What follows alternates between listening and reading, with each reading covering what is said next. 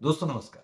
Recently एक interesting question मेरे समक्ष आया कि अनुज जी, क्या नकद में लोन लेना एक अपराध है?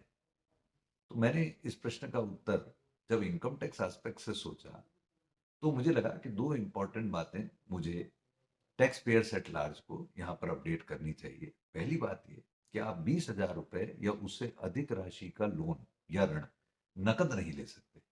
ऐसा क्यों? क्योंकि इनकम टैक्स एक्ट 1961 की धारा 269 डबल एस किसी भी व्यक्ति को 20,000 या उससे अधिक की राशि नकद लोन लेने से प्रोहिबिट करती है।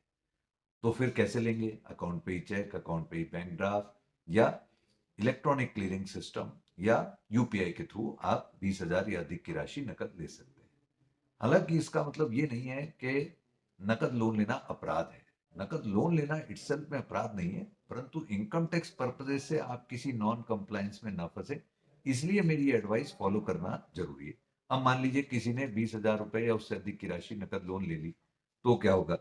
ऐसी परिस्थिति में उस व्यक्ति को इक्वलेंट अमाउंट की पेनल्टी इनकम टैक्स डिपार्टमेंट लगा सकता है। जैसे मैंने 50,000 रुपीज का लोन अपने किसी मित्र से नकद ले लिया और अपनी बुक्स में दिखा दिया, या बाद में इनकम टैक्स ने पकड़ लिया कि अनुज जी, 50,000 कहाँ से लाए?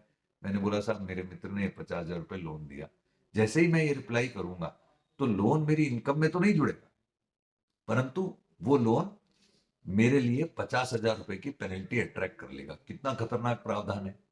तो इसलिए यदि मैं ये कहूं कि नकद लोन लेना अपराध नहीं है, यहां तक मेरी बात सही जरूर है, परंतु पूर्ण सत्य नहीं है।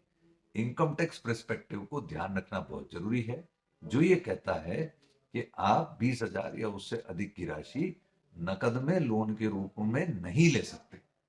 तो यदि आप इस बात का ध्यान रखेंगे तो बहुत से छोटे टैक्स पेयर्स हैं जो आपस में इस तरीके के ट्रांजेक्शन करते हैं और कहीं ना कहीं इनकम टैक्स रडार पर आ जाते हैं, और बाद में इस प्रकार से जवाब देना बनता नहीं है और पेनल्टी के चांसेस बनते हैं। तो मुझे लगा इस शॉर्ट के थ्रू मैं एक जागरूकता जनता जनार्दन में रखूं। I hope you will find it useful. Thank you. जय हिंद।